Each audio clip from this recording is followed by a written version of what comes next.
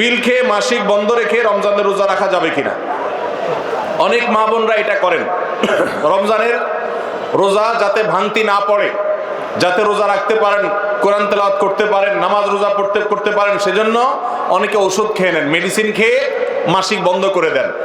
তাদের এই কাজটা জায়েজ হবে কিনা? এটার উত্তর হলো, এই মেডিসিন গ্রহণ করার ফলে যদি আপনার শরীরে উল্লেখযোগ্য কোনো প্রকার সাইড এফেক্ট না পড়ে, ক্ষতিকর কোনো কিছু না হয়, তাহলে সেক্ষেত্রে আপনার জন্য এটা জায়েজ হবে।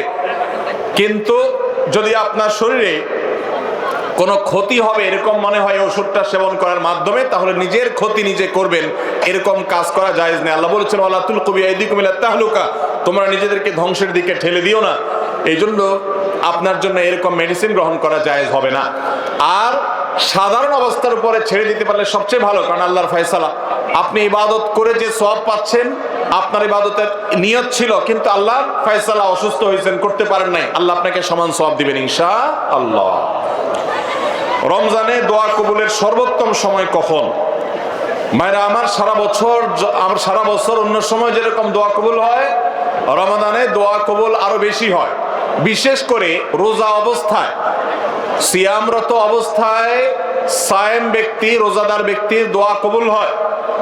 কারণ নবী করিম সাল্লাল্লাহু আলাইহি সাল্লাম বলেছেন যে কয়েক ব্যক্তির দোয়া ফেরত দেওয়া হয় না, এর ভিতরে একজন হল আস-সাইম হাত্তা ইফতির, কোন বর্ণনা আছে হিনা ইফতির, রোজাদার ব্যক্তি দিনভর রোজা দোয়া করলে তার দোয়া কবুল হয়। হাঁটতে চলতে ফিরতে, কাজের ফাঁকে, মা বোনরা গৃহস্থলী কাজের ফাঁকে, এবং সবাই যার যার কাজের ফাঁকে ফাঁকেও দোয়া করতে পারেন। আর মনোযোগ নিয়ে নামাজের আগে পরে বিভিন্ন সময় দোয়া করতে পারলে সেটা আরো ভালো। সেই সাথে আমাদের ইফতারের আগ মুহূর্তে কোন বর্ণনা মতে দোয়া কবুল হয়। আমরা ভোর রাতে সাহরি খেতে উঠি, সাহরি খাওয়ার সময়টা ভোর রাতের সময়টা দোয়া কবুলের সময়। রমজান মাসে এই সময়টাকে আমরা বিশেষভাবে আমরা দোয়ার জন্য নির্ধারণ করতে পারি। তাহলে দিনভর ইফতারের আগে ওই যে সাহরি খেতে উঠলে এই সময়গুলো বিশেষভাবে আমরা দোয়ার প্রতি যত্নবান হবো। আল্লাহ আমাদের তৌফিক দান করুন। কাজা রোজার সাথে কাজা তারাবি আদায় করতে হবে কিনা? কারোর কোনো রোজা কাজা হয়েছে, এই রোজাটা যখন রমজানের পরে আপনি কাজা রাখবেন, তারাবির নামাজটাও কাজা করতে হবে কিনা? উত্তর হলো, তারাবির নামাজের কাজা লাগবে না। আপনি শুধুমাত্র রোজার কাজা করলে কি কাজা আদায় হয়ে যাবে। আপনার 5টা রোজা ভাঙতি পড়েছে, অনেক মা বোনরা মাসিকের কারণে রোজা ভাঙতি পড়ে, তাহলে যে কয়টা ভাঙতি পড়ছে সেগুলো আপনি রেখে দিবেন রমজানের পরে। অসুস্থ হওয়ার কারণে আপনি পুরুষ মানুষ রোজা রাখতে পারেন না, রমজানের পরে সেই কয়টা রেখে দিবেন। সফরে ছিলেন, রোজা রাখতে পারেন না, সেগুলো রেখে দিবেন। ওর সাথে তার তারাবি আদায় করতে হবে না। তারাবির সাথে রোজার সম্পর্ক নাই, তারাবি স্বতন্ত্র আমল।